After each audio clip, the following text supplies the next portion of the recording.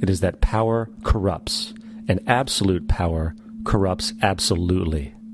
This is Aaron Russo, a filmmaker and former politician. To his left is Nicholas Rockefeller of the infamous Rockefeller banking and business dynasty. After maintaining a close friendship with Nicholas Rockefeller, Aaron eventually ended the relationship, appalled by what he had learned about the Rockefellers and their ambitions. I got a call one day from an attorney woman I knew, and she said, "Would you like to meet one of the Rockefellers?" I said, "Sure, I'd love to." And we became friends, and he began to divulge a lot of things to me. So he said to me one night, he said that there's going to be an event there, and out of that event, you're going to see we're going to go into Afghanistan, so we can run pipelines from the Caspian Sea. We're going to go into Iraq to take the oil and establish a base in the Middle East, and we're going to go into Venezuela and try and get rid of Chavez. And the first two they've accomplished. Chavez they didn't accomplish. And he said you're going to see guys going into caves looking for looking for people that they're never going to find. You know, he was laughing about the fact that you have this war on terror. There's no real enemy. He's talking about how by having this war on terror, you can never win it because it's an eternal war. And so you can always keep taking people's liberties away. And I said, how are you going to convince people that this war is real? He said, but the media. The media can convince everybody it's real. I mean, you know, it's just that you keep talking about things. You keep saying it over and over and over again, and eventually people believe it. You know, you created the Federal Reserve in 1913 through lies. You create 9/11, which is another lie. Through 9/11, then you're fighting a war on terror, and now all of a sudden you go into Iraq, which was another lie, and now they're going to do Iran. You know, and it's all one thing leading to another, leading to another, leading to another. Now, I would say, what are you doing this for? What's the point of this thing? You have all the money in the world you ever want. You have all the power. I said, you know, you're hurting people. It's not a good thing. And he would say, what do you care about the people for? Take care of yourself and you take care of your family. And then I said to him, what are the ultimate goals here? He said, the ultimate goal is to get everybody in this world chipped with the RFID chip and have all money be on those chips and everything on those chips. And if anybody wants to protest what we do or violate what we want, we just turn off their chip. That's right, microchipped. In 2005, Congress, under the pretense of immigration control and the so-called war on terrorism, passed the REAL ID Act, under which it is projected by May 2008, you will be required to carry around a federal identification card, which includes on it a scannable barcode with your personal information. However, this barcode is only an intermediary step before the card is equipped with a VeriChip RFID tracking module, which will use radio frequencies to track your every move on the planet. If this sounds foreign to you, please note that the RFID tracking chip is already in all new American passports.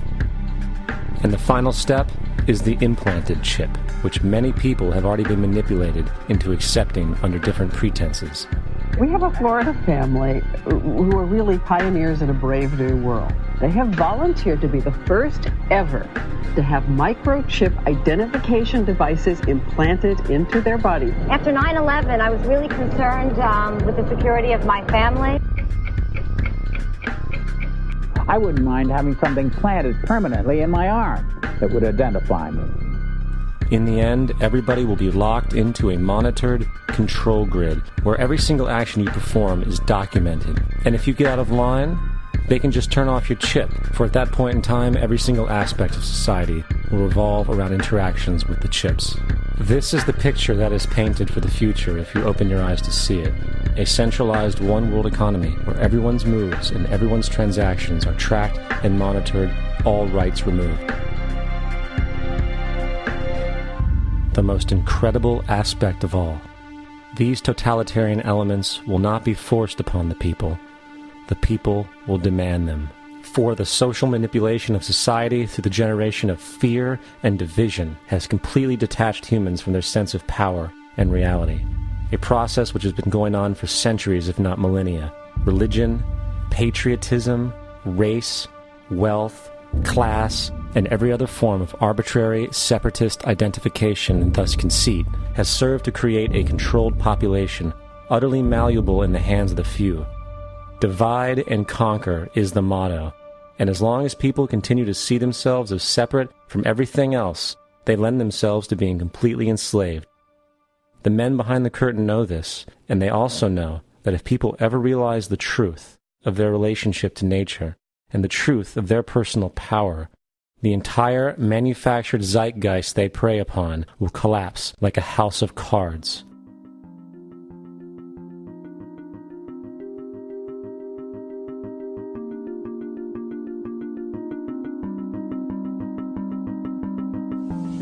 The whole system that we live in drills into us that we're powerless, that we're weak, that our society is evil, that it's crime-ridden, etc., and so forth.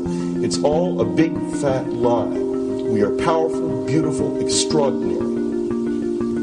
There is no reason why we cannot understand who we truly are, where we are going. There is no reason why the average individual cannot be fully empowered. We are incredibly powerful beings.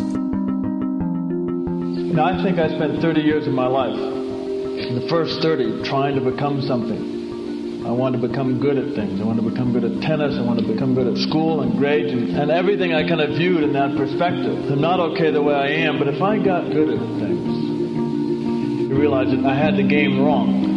The game was to find out what I already was. Find out what I already was.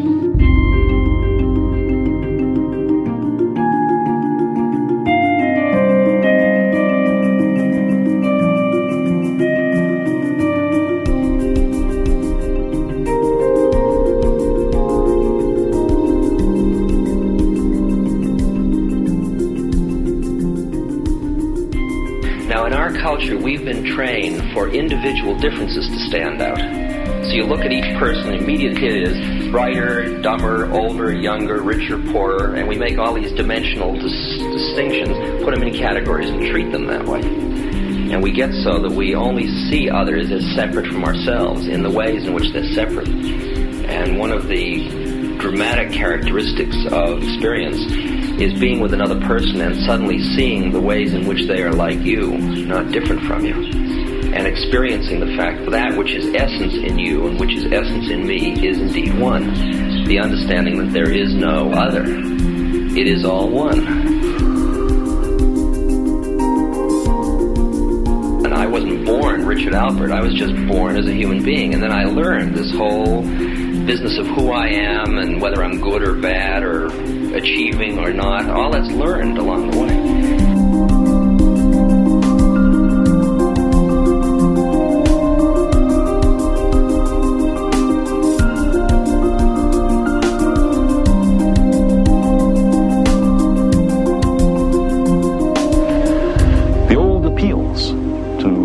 Racial, sexual, and religious chauvinism to rabid nationalist fervor are beginning not to work. A new consciousness is developing which sees the earth as a single organism and recognizes that an organism at war with itself is doomed.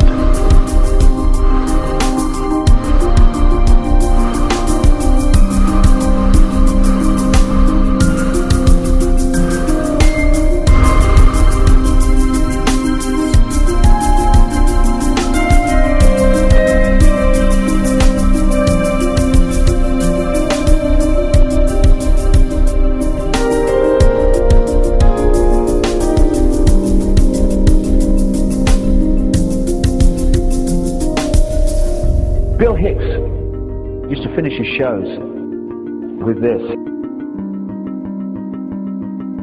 Life's like a ride in an amusement park. And when you go on it, you think it's real, because that's how powerful our minds are. And the ride goes up and down and round and round. It has thrills and chills, and it's very brightly colored. And it's very loud, and it's fun for a while. Some have been on the ride for a long time, and they begin to question, is this real, or is this just a ride? And other people have remembered, and they come back to us and they say, hey, don't worry. Don't be afraid ever. Because this is just a ride. And we kill those people. Shut him up. I've got a lot invested in this ride. Shut him up. Look at my furrows of worry. Look at my big bank account. My family. This has to be real. It's just a ride. But we'll kill those good guys who try and tell us that. You ever notice that? And let the demons run amok? But it doesn't matter, because it's just a ride. and we can change it anytime we want. It's only a choice. No effort, no work, no job, No savings of money. Just a choice right now between fear and love.